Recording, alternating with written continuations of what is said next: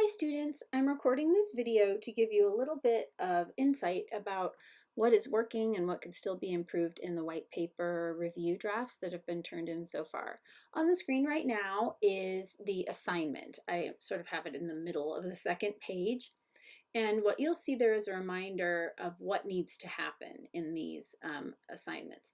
You need to summarize the gist of the papers, you need to compare and contrast the two you've chosen, you need to discuss the features that are flags, that they're effective examples of technical and professional communication, you need to comment on their most powerful and persuasive textual, visual, or illustrative elements, and you need to offer insights into why the chosen papers moved, informed, or impacted you.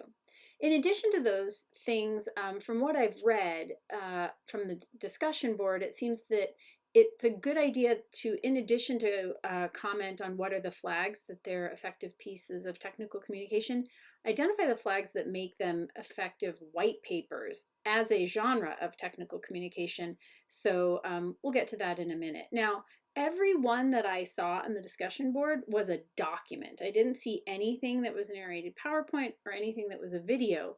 This is fine. I gave you a bunch of examples of options here, not a bunch, but 3, and I'm fine with everybody choosing a memo. I was a bit surprised. I thought some people would choose a visual medium. Anyway, now the examples that I'm going to show you are just 2 from all of the examples on the discussion board. They both do a good job of using memorandum format quite well and internal section headings. That's good, that's a start. So there are ways though that you need to pay attention to design. I don't say that explicitly here, that you need to make sure that you use effective design to support that information. But down here, effort, comprehensiveness, persuasive analysis, discussion, information design. Here design comes in. So there are aspects of the grading points allocation that require you to pay serious attention to how you're designing your document. Okay, so without further ado, let me turn to the 2 examples. And I've anonymized them, but if it's yours, you'll definitely recognize it. Okay, so this one has kind of a template, and I provide a lot of comments on this. If you recognize this as yours and you actually want me to email you these drafts with the comments, please let me know.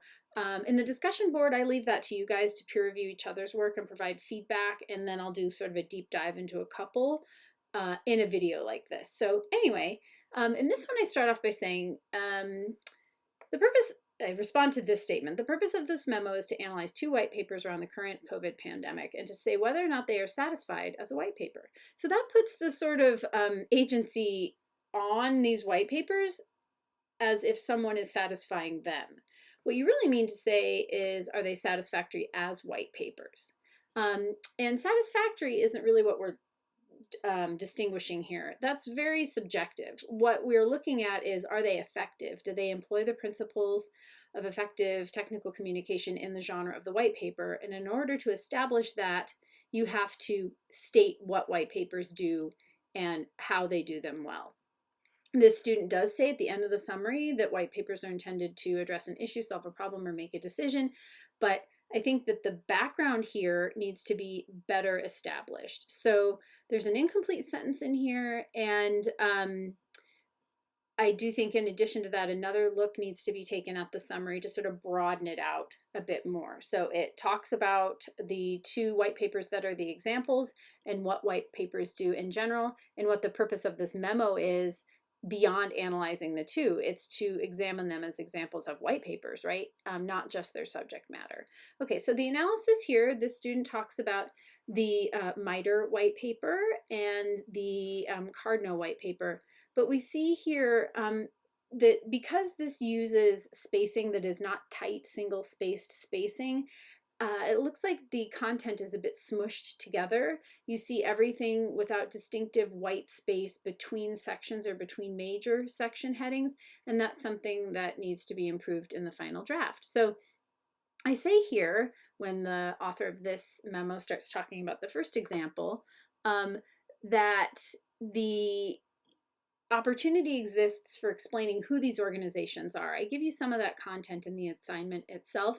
It's a good idea to back up a little bit and say, this is this organization, this is what they do.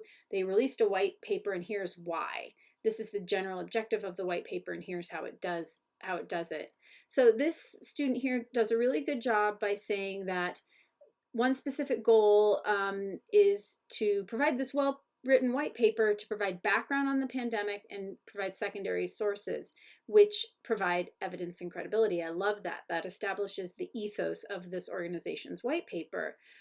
This student cites from somebody, Dr. Kim, which is referred to later on in this memo, but that needs to be done before the quote. Like, in the article, what else do we know about writing white papers by so-and-so Kim, the author writes that blah, blah, blah, blah, blah. So as I say here in my note, this attributive tag is actually backwards.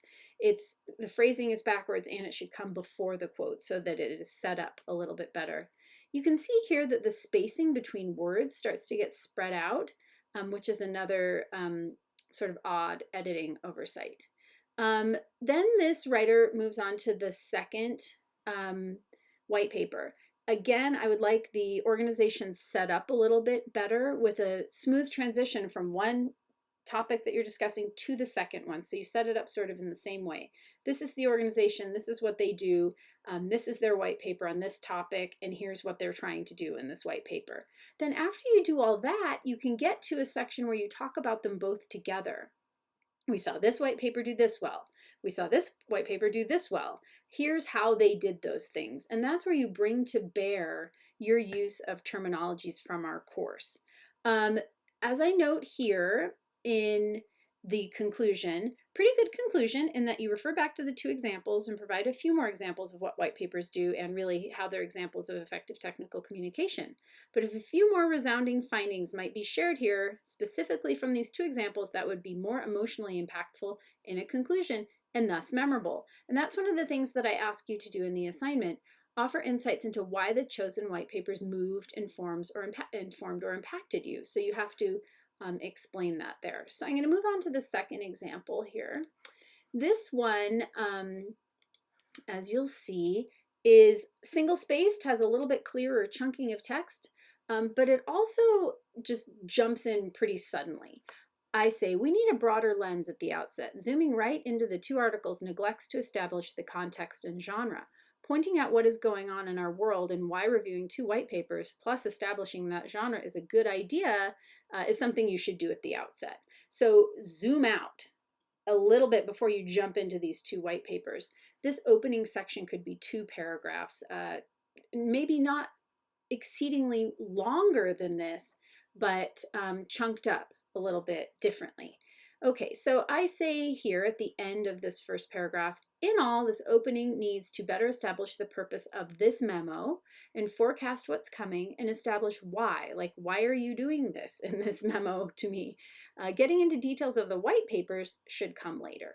Okay, so this writer has a section called Similarities and Differences, what these articles accomplish, use of visual rhetoric and persuasion, and impacts. That's actually a really smart way of organizing the content here, and it's pretty solid. As I say here, this is good. I appreciate the reference to tone. This suggests that, as I ask in the assignment, the writer is attuned to commenting on the most powerful features of these white papers in terms of their persuasive techniques. In that case, tone is used as a textual persuasion tactic. I say here, I think by this point, which is in the middle of the first page, we need to know a bit more about who these organizations are.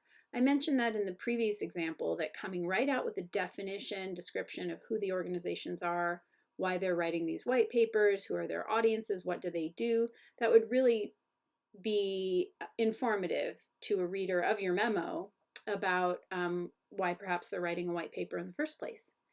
I have just, I think, one more comment here, or 2 more actually.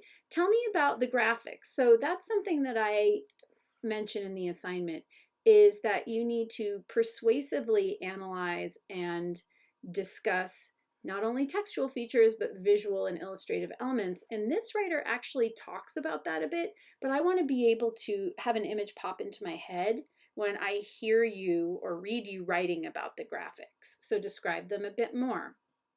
And in some, I say, you do a good job of noting some key differences between these two texts and their strategies for appealing to their audiences, plus you speak to the use of graphics, but it would be great to better establish the genre in which they exist. So as you'll note from these two examples, that's something that I commented on in both, that they both need to better establish the genre.